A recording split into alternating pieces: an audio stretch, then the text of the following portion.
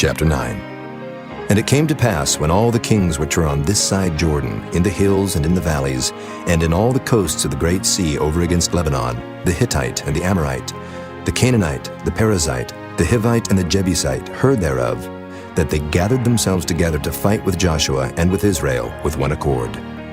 And when the inhabitants of Gibeon heard what Joshua had done unto Jericho and to Ai, they did work wilily, and went and made as if they had been ambassadors, and took old sacks upon their asses, and wine bottles old and rent, and bound up, and old shoes, and clouted upon their feet, and old garments upon them.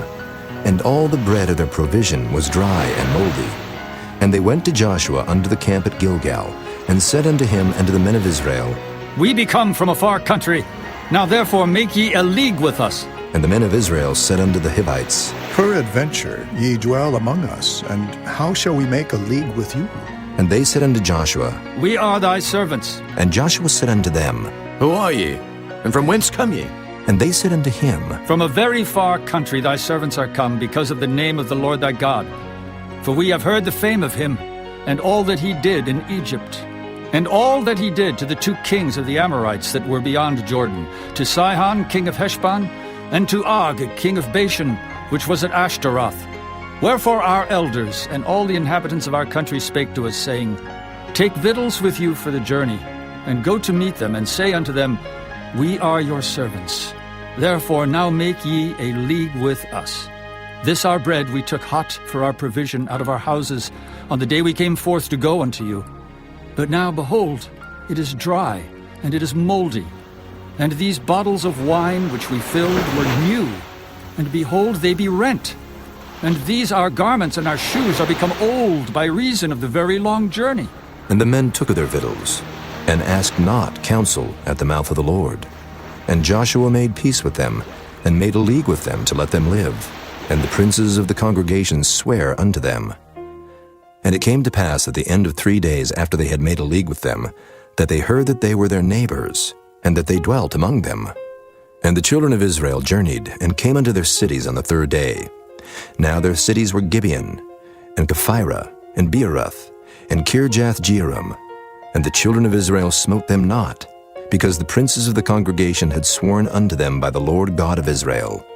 And all the congregation murmured against the princes. But all the princes said unto all the congregation, We have sworn unto them by the Lord God of Israel. Now therefore we may not touch them. This we will do to them.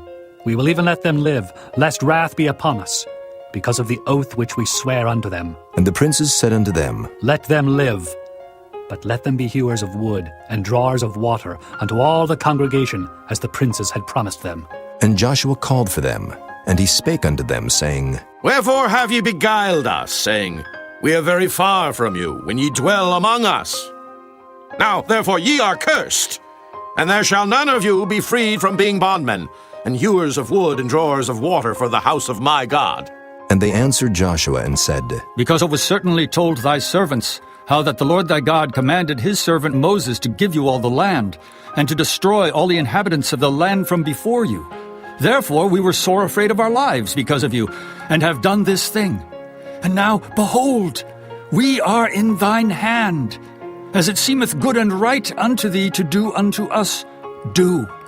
And so did he unto them, and delivered them out of the hand of the children of Israel, that they slew them not. And Joshua made them that day hewers of wood and drawers of water for the congregation, and for the altar of the Lord, even unto this day, in the place which he should choose.